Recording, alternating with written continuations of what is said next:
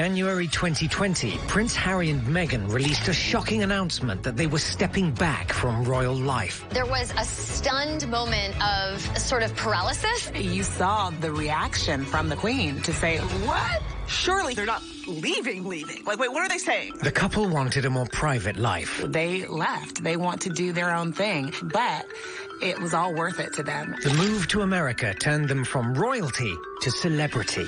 They signed with Netflix. They're going to do a reality show. They signed a deal with Spotify. But even out of the spotlight, they faced controversy. Out comes this tell-all book. The intimate details were just oozing through the pages. It would be the first time we would see a senior royal on a witness stand. Their story is told by journalists at People magazine. People magazine has its finger on the royal pulse. But what happened next shocked the world. In a tell-all interview with Oprah Winfrey, the truth was laid bare. There were serious accusations of racism, heartbreaking revelations about being on the verge of suicide, and insights into broken family relationships. So what brought Harry and Meghan to breaking point? And how did they take back control of their lives in America?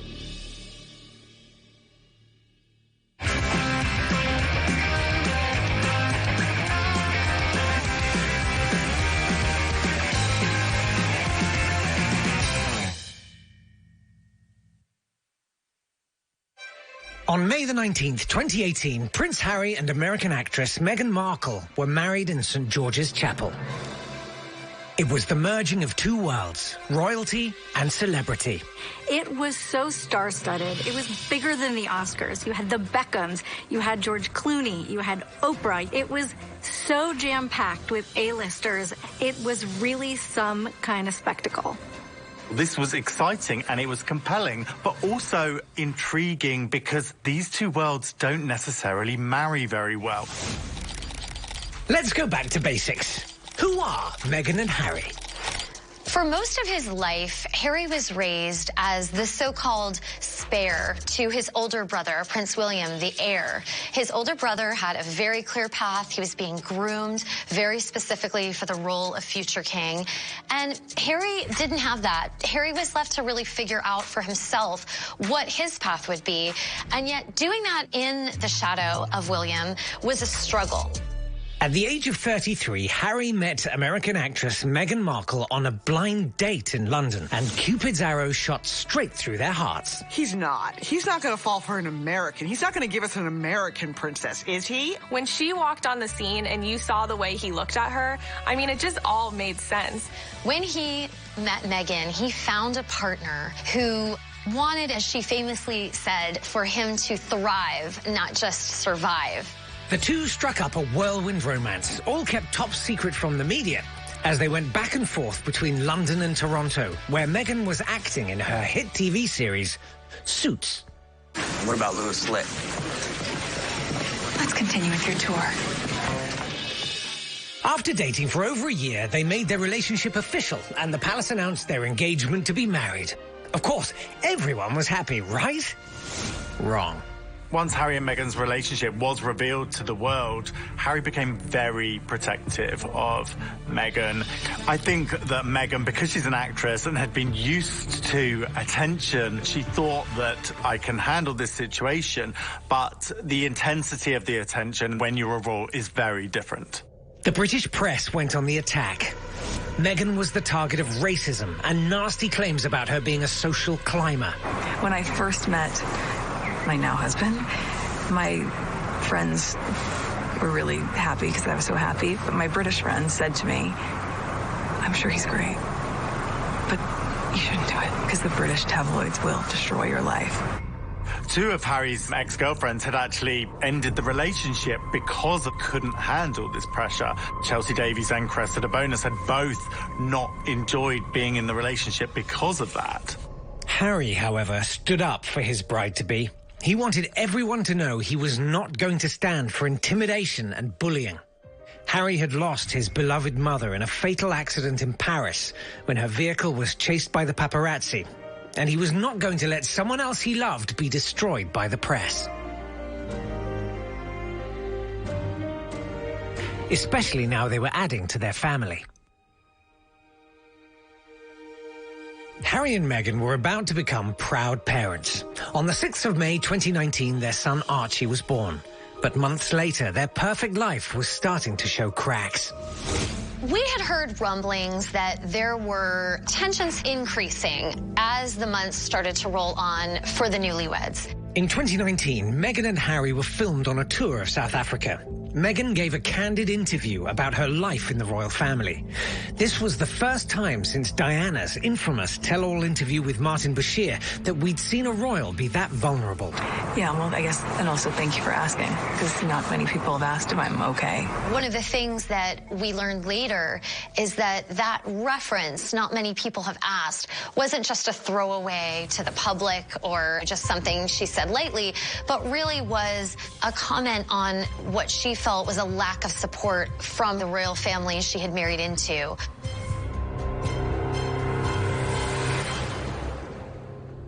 This really wasn't royal protocol. As a royal, you're supposed to not explain or complain, and you just have to take the stress and take the pressure. But Harry and Meghan are young new royals. They're millennials. They're going to explain their feelings. By the end of 2019, Meghan and Harry had decided that this was untenable. They couldn't go on like this anymore. I had a tip. Something big was going on, and the gist of the tip was, keep your eyes on Meghan and Harry. Breaking news in video published to his Sussex Royal Instagram page. Prince Harry has just publicly addressed the decision by him and his wife Meghan to leave their royal lives. They had issued this statement and they were stepping away. And I think at first there was almost disbelief that, like, wait, surely they're not leaving. Like, wait, what are they saying? So they're moving to Canada? There was a stunned moment of sort of paralysis. Like, what do we do now? Because none of us really were prepared to hear something that dramatic. You saw the reaction from the palace, from the Queen, to say, basically, what? On January 8th, 2020, an announcement was released on Meghan and Harry's Instagram page that they were stepping back as senior members of the royal family. I think that the talk of blindsiding the Queen originates from the way in which the news came out. There was some talk in the media that the Queen definitely knew that the decision had been made, but wasn't fully aware of when that news would be hitting the press. The palace decided the best thing to do would be to hold a summit for the senior royals. So the Queen, Prince Charles, William and Harry sat down and decided to talk it through. So the Sandringham Summit. It was a massive sit-down where they had to hash out a lot of the dirty details. The Queen didn't just roll over and adhere to everything that Harry and Meghan wanted. She felt that you can't just leave the royal family and expect to still receive all the benefits of being in the royal family. The Sandringham Summit left Meghan and Harry with a compromise that is not as much as they had hoped for. And at the heart of that is the couple desired to have 1 foot in and 1 foot out. And ultimately, that's not going to work. Meghan and Harry went into the summit really wanting to be financially independent. They would stop receiving an income from the sovereign grant, which is actually a pot of public money allocated to the Queen and to family members who represent her in official roles, about $100 million. This is a big move for Harry. He had always been funded by the state, by the British taxpayers. For Meghan, it's a little bit different. She had already earned her own money. So this really was a big new move for the couple. The Queen then said, if you're going to do that, then you're not going to be able to also leverage the Sussex royal brand. The other thing is Harry's military titles, which we know are just so important to him. Losing his military titles really did seem a particularly harsh blow for Harry. He cares so much about the military, and he served so honorably. It was a blow for Harry that he found hard to forgive.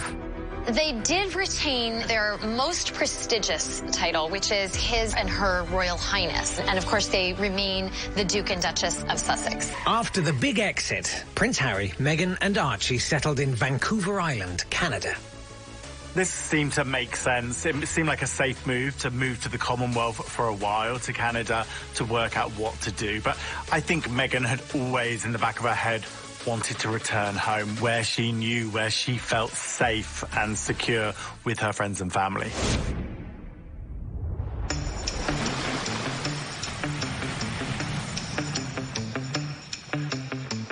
If you've never been to LA, it's really great, full of completely sane and chilled out people.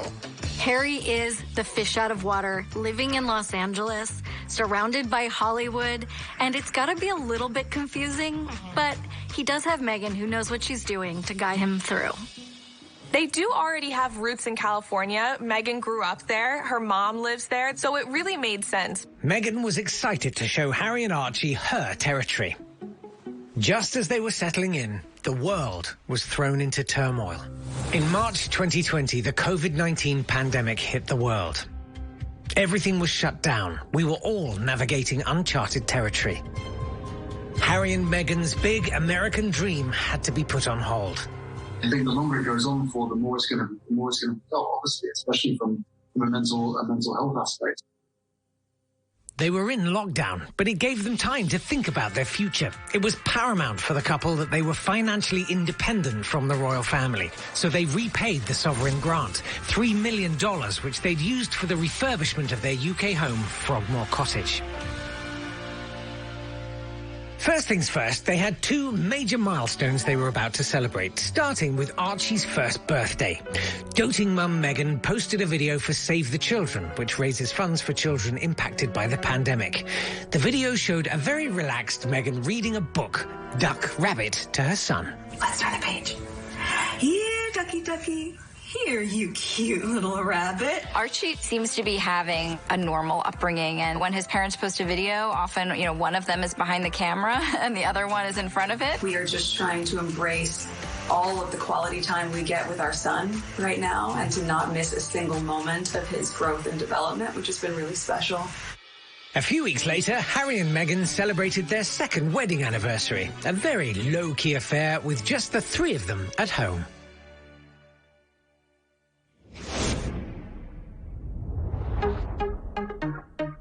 Soon after their anniversary, the Sussexes were on the move again, this time to an $18 million Beverly Hills mansion owned by entertainment tycoon Tyler Perry.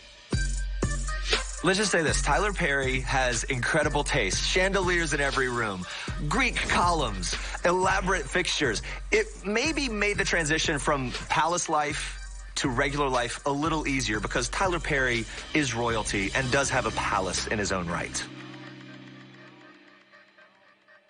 The one downside of staying in California at Tyler Perry's mansion was an incident that took place with paparazzi, where they sent up some drones to take some pictures outside of the home while Archie was playing outside. And these pictures, of course, were just a huge issue for Meghan and Harry. The couple took the news agency to court and won the case. The photos were handed over, copies destroyed, and they stopped distributing any images that were taken. Now, outside of the royal fold, Meghan and Harry took on the media, something we would see them do again and again. They were sending a clear message to the world. The royal family always says, never complain, never explain. But that's not something that Meghan and even Harry like to subscribe to.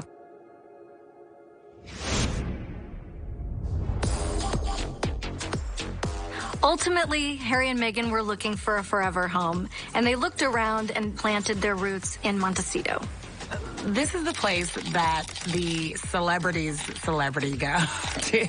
Like, this is where the people with real money reside. And you have Oprah as your neighbor. I mean, Rob Lowe, just numerous other really upper crust celebrities. The royalty of Hollywood, you might say, reside in Montecito. This house is immaculate. It is not a house. It is a mansion. It has 9 bedrooms, 16 bathrooms, I mean, tennis courts, saunas, wet and dry, has a little baby cottage for Archie to play in, and also a 2-story guest house Grandma Doria can stay in when she's there. It has everything you could possibly want. Yeah, Ellen DeGeneres heads up the neighborhood watch, so needless to say, no one's going to be peeking in their windows trying to catch a glimpse.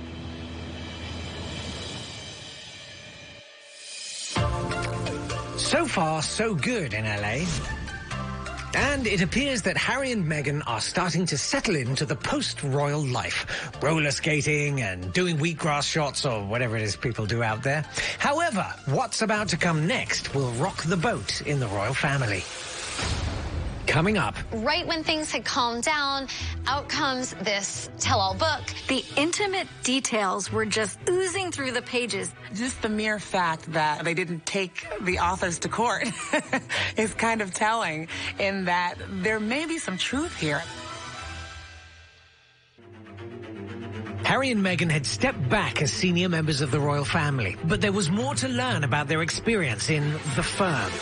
A revealing new book about Meghan, Harry, and the royal family that's out today. And Finding Freedom is believed to reveal the reasons why Harry and Meghan left the UK for the United States. Right when things had calmed down, out comes this tell-all book, and it sort of stirred the pot all over again.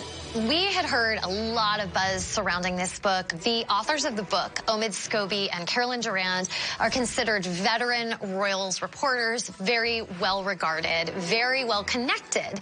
And we heard that they were working on this book, exploring Meghan and Harry's break from the royal family. They had spoken with many, many people within their inner circle, close sources who could really shed light on what was going on behind the scenes during that incredibly tumultuous time. And the book did not disappoint. The book was so delicious because the intimate details were just oozing through the pages. I think one of the biggest things that I found out, which I did not realize before, was that the Duke and Duchess were actually engaged prior to their big Invictus debut. The book has been criticized for being a means to air their grievances against the palace and Harry's relatives. But this was just a taste of things to come. There was an aura around Finding Freedom that it was essentially Harry and Meghan's chance to set the record straight, and that isn't what that book is. And if anything, it's almost less about Harry and Meghan than it is about the collapse of Harry and William's relationship and the many factors that played a role in that. William was portrayed as someone who was really a snob who wouldn't accept Meghan, this American actress. Harry still held a grudge against his brother William for not really welcoming Meghan and making him feel like she was the right one when he came to him with his heart on his sleeve. He felt that the relationship might be a little rushed. He questioned his brother and asked him, like, are you sure this is what you want to be doing? Are you sure this is the girl? The last royal church service that Harry and Meghan attended, Harry and William infamously barely said a word to each other. They barely looked at each other. And Harry was actually overheard to have said to Meghan, he literally just said hi. Look, we're brothers. We'll always be brothers. We're certainly on different paths at the moment, but, you know, it's just, as I said, as brothers, you know, you have good days, you have bad days. The Duel of the Duchesses was also put in the spotlight. A chapter talking about how Meghan thought Kate was cold and didn't support her and welcome her like she should have. Kate hadn't done enough to reach out to Meghan and make her feel welcome. And all of that sort of added up to this kind of like icky feeling, like, why did we have to go there again? As family, do you ever have disagreements about things? Oh, yes. The big question on everyone's lips was whether Harry and Meghan were among the sources in the account of their lives. They were emphatic that they had no part in consulting or the writing of the book. It still raised questions, even within the royal family, of if they had involvement. And were some of the accusations true? Was some of the drama that's pointed out in the book, was it actually true? Just the mere fact that, you know, they didn't take the authors to court is kind of telling. The spokesperson for the couple denied that they cooperated in any way with the book. And the author said that they had never spoken to Meghan or Harry about it. The palace is very tight-lipped when it comes to commenting about things that are happening in the public eye, particularly when it comes to tabloidy type stories. So they haven't commented on what's been revealed, whether to deny or confirm anything in the book. When I interviewed the Finding Freedom authors, Omid Scobie and Carolyn Durand, about the book, I asked them if they felt any parallel with Andrew Morton's famous Princess Diana book. They both said that Andrew Morton's book is considered, obviously, one of the great royal biographies.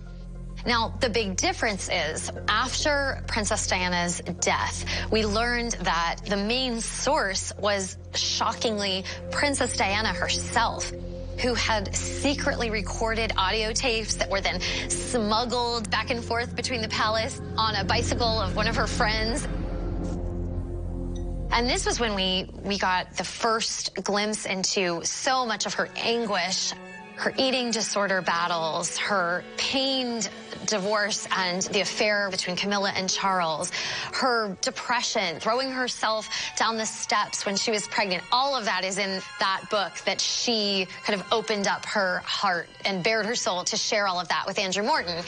Everyone I've spoken to, people who are close to the Princess of Wales, have assured me that the portrait is a fair, sympathetic and accurate one, and I stand by every word. Diana agreed to speak with journalist Martin Bashir to set the record straight on the tabloid speculation about her marriage to Prince Charles. Do you think Mrs. Parker Bowles was a factor in the breakdown of your marriage? Well, there were 3 of us in this marriage, so it was a bit crowded. This was something Charles admitted to when questioned by journalist Jonathan Dimbleby about their marriage. You tried to be faithful and honourable to your wife when you took on the vow of marriage. Yes, absolutely. And you were? Yes.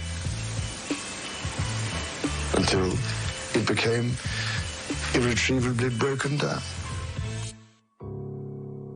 Of course, Prince Charles, who is the future king, knows that he is not leaving that institution or that role, whereas it was a really different situation for Diana. First of all, she had been really manipulated into sitting in that chair, and secondly, she wasn't in the position Charles was to feel as though this was a forever attachment to the monarchy. And the Queen watched the interview, like millions of people around the world, and decreed effectively that the couple needed to divorce.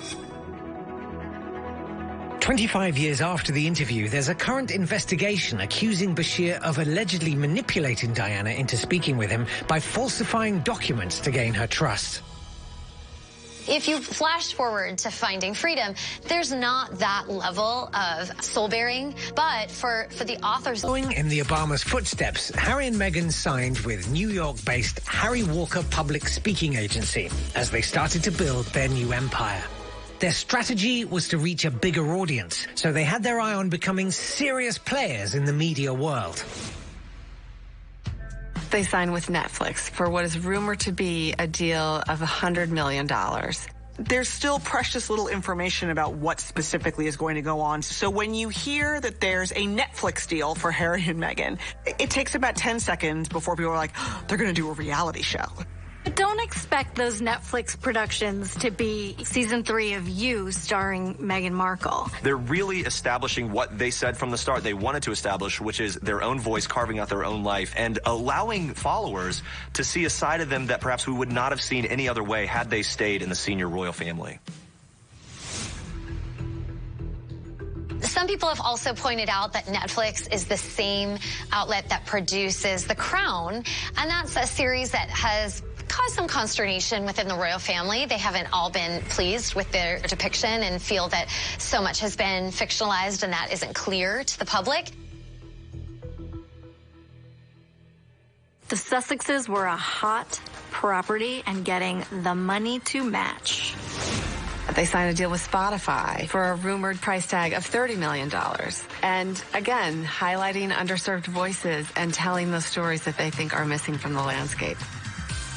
Their first podcast is released in December. It includes James Corden, Elton John, and this will be a way for them to do storytelling and highlight voices that they feel are not being heard. Should we start?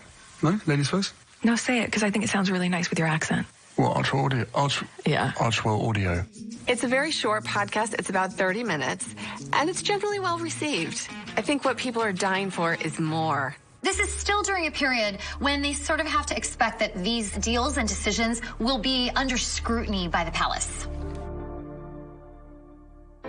Harry and Meghan really work together because they have the same passions.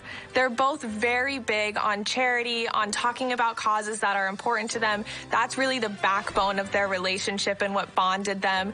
Even at the beginning of the pandemic, the couple really wanted to make sure that they are out there, they are doing good. And on Easter Sunday, they joined the Angel Food Project in LA, donned their masks, and were out there giving food to people who needed it. Archwell is the new foundation they create after they are forced to retire Sussex Royal. At the core of Archwell's mission is Meghan and Harry's desire to spread kindness, do good work, do it in a way that has real impact. They were stifled, to say the least, when they were within the royal realms. Now they're able to kind of throw off those constraints and be the heroes that I think they see themselves as being.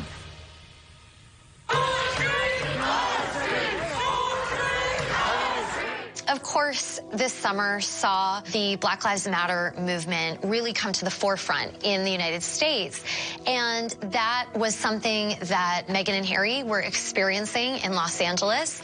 And after the death of George Floyd, Meghan gave an incredibly personal, heartfelt speech. The only wrong thing to say is to say nothing. Because George Floyd's life mattered, and Breonna Taylor's life mattered, and Philando Castile's life mattered, and Tamir Rice's life mattered. Meghan is the first woman of color to marry into the royal family in modern history. And we now know, too, that Meghan had had personal experiences with racism during her time as a senior royal. And that, too, is something that I think she felt compelled to speak up about. So I am sorry that in a way we have not gotten the world to the place that you deserve it to be. So Meghan and Harry have a hugely delicate situation before them now, because the next choices they make are critical. If the next causes they align themselves with, or the next projects they take on, seem cheesy or silly or self-serving or basically distasteful in any way, they will be ripped apart for it. Coming up. She had already suffered so much anguish as a royal that she was in a much more vulnerable place than any of us realized. The Duke and Duchess of Sussex may have been living their American dream since leaving the royal family, but it's also been a year where they have faced some very personal challenges. In July 2020, Prince Harry and Meghan went through a deeply personal and heartbreaking experience. Meghan Markle, the Duchess of Sussex, has revealed she went through a miscarriage. This is, of course, a horrific event in any woman's life. Then in late November 2020, Meghan wrote an op-ed for the New York Times revealing the intimate details of the tragedy. But she really brought us into the moment when she realized that she was losing her pregnancy. Too often, women and their partners grieve all alone. Harry, as being part of that experience, which is also a topic that doesn't get a lot of attention. You know, when people do talk about miscarriage, it's often the mother's experience, and we don't necessarily get to hear about that. It's a real loss for the dad, too. At the point that she disclosed her miscarriage, she had already suffered so much anguish in her life as a royal that she was in a much more vulnerable place than any of us realized. While contending with personal loss, Meghan also had a legal dispute against the Mail on Sunday. The royal family's protocol really is to stay out of court and legal disputes. But Meghan and Harry have been very proactive. Meghan sued the newspaper for publishing extracts of a private and confidential letter sent to her father, Thomas Markle, in August 2018, 3 months after her wedding to Prince Harry. Meghan was seeking damages from Associated Newspapers Limited for alleged misuse of private information, copyright infringement, and the breach of the Data Protection Act. Lawyers for the paper are arguing parts of the Duchess's lawsuit should be thrown out. We first learned about the existence of the letter when I interviewed 5 of Meghan's closest friends. However, a hard copy of the letter was not given to people at the time of writing the article. They needed to speak out so that they could set the record straight on the woman who they considered one of their dearest girlfriends, and they felt that she was not being portrayed accurately in the media, specifically in the British tabloids. And that's what they came to us to speak about. One of her friends referenced a letter that Meghan had written her father, Thomas, in which she had said, I really want us to be able to make peace. One of her friends said that there was a kind of a retort from Thomas, which is he replied and said, well, how about if we take a picture together? And her friend told me that's just not what Meghan would have wanted, asking for a photo op when the whole point of the letter was saying, let's leave the media out of this. I've apologized 100 times for that. Well, after our People magazine story came out, Thomas Markle felt that he hadn't had a chance to make his side known, and he felt that the spirit of the letter had not been captured by her friends, sort of paraphrasing it. So, to correct the record, he released the letter and the Daily Mail published it. So the Daily Mail then now claims that they have the right to share it because Thomas Markle had the right. He needed to defend himself against what her friends had told me. Now they're believing it and thinking I'm saying a lot of things that I'm not saying.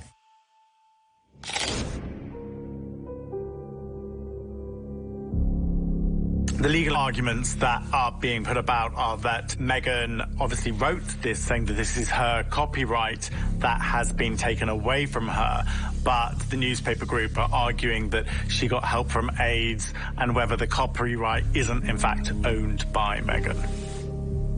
Once you're involved in a lawsuit, you can potentially be called as a witness on the stand, and that is something that the royals have assiduously avoided through the years. Maybe she would be called to the stand. It'd be the first time in anyone's recent memory that we would see a senior royal on a witness stand. And on February 11th, 2021, Meghan won her privacy case. However, there are still open issues to be decided with regard to the copyright claim, and there will still be a hearing to decide whether they will have to go to trial. Harry and Meghan were approaching their one-year anniversary in America when things took a turn.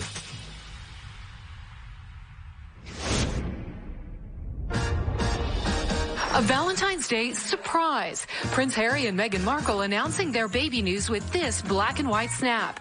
This is just a huge moment for them in their union, and it kind of solidifies their love, their marriage, and their family. I think, one, she wanted to have her second child in California and kind of give her child that life. That's very different from the birth of Archie. Go Meghan and Harry. I am so rooting for them and their love. Like, go, go-giddy go. Coming up. Meghan and Harry sat down with Oprah Winfrey for an explosive interview. This was the first time you'd really encountered this level of the royal family is imploding before our very eyes. Harry's first year in America had been a test for them in every way. They knew that they had to start a new life away from the royal family to find their truth and happiness. Both Harry and Meghan felt a bit stifled as part of the royal family. They couldn't say what they want. They couldn't do what they want. So in moving to America and starting their new life, they did take their voices back. The couple will now share their story publicly, giving Oprah Winfrey their first interview since they stepped away from royal roles in the UK and moved to California last year. She was one of the special guests at their wedding, and now Oprah has secured the interview that everybody wanted. Oprah Winfrey is a good friend of the couple, and this is a relationship that we know Harry and Meghan turn to often, and a friendship that they rely upon. Meghan decided to open up about stepping into life as a royal, her marriage, motherhood, and how she handled life under intense public pressure. This is all forbidden, but those limits don't exist for Harry and Meghan anymore. And they've become much clearer in what their personal values are, and that they're willing to, you know, draw a line in the sand about it and say, like, this is what we're going to fight for. This is what matters to us. According to reports, Buckingham Palace was caught off guard. They'd not been informed what was happening, which broke with royal protocol. The palace had really no control over what was going to take place between Meghan, Harry, and Oprah. On February 19th, 2021, the world stopped again for breaking news on Harry and Meghan. A month earlier than planned, it is official. The Queen confirms the two are no longer working members of the royal family. One of the real blows for Prince Harry in all of this will be losing his military responsibilities. The Queen ultimately decreed that the so-called 1 foot in, 1 foot out arrangement was not going to work. In her view, if you're going to make deals with Spotify or Netflix, that then means that you cannot also represent the crown in an official capacity.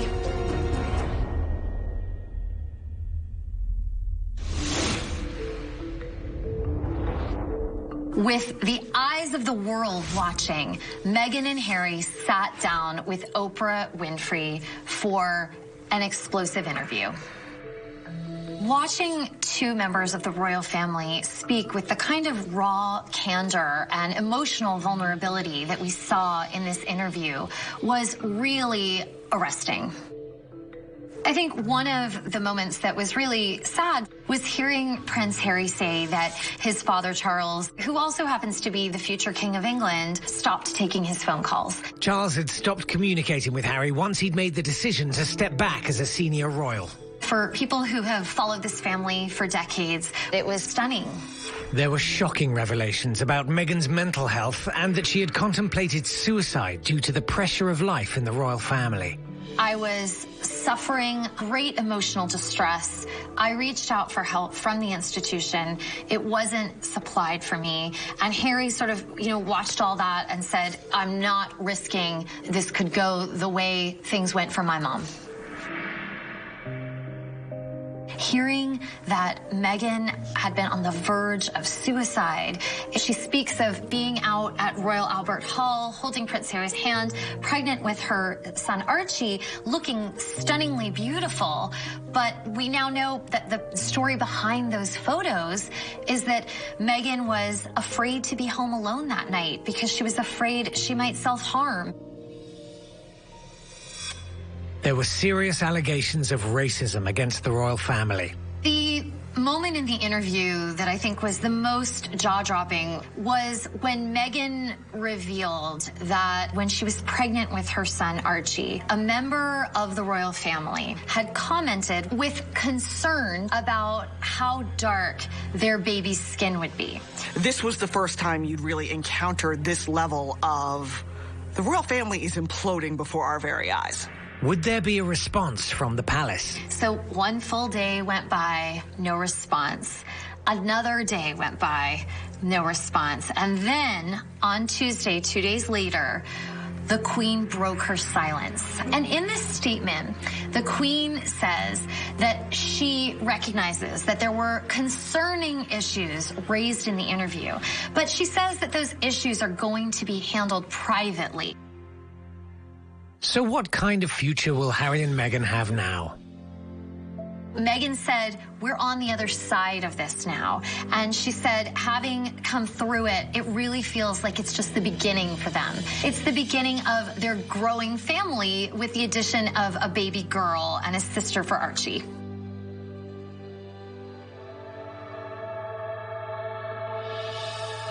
So did Harry and Meghan achieve their American dream? Despite the challenges of the past year, and there have been many, they have no regrets about their decision to leave. They have really flourished. It was all worth it to them, and it was worth it for their family, and it was worth it for their son Archie to be able to raise him and to know that he is protected and safe. They are living the lives that they always dreamed of. They're the happiest they've ever been. And I think that they're on cloud nine.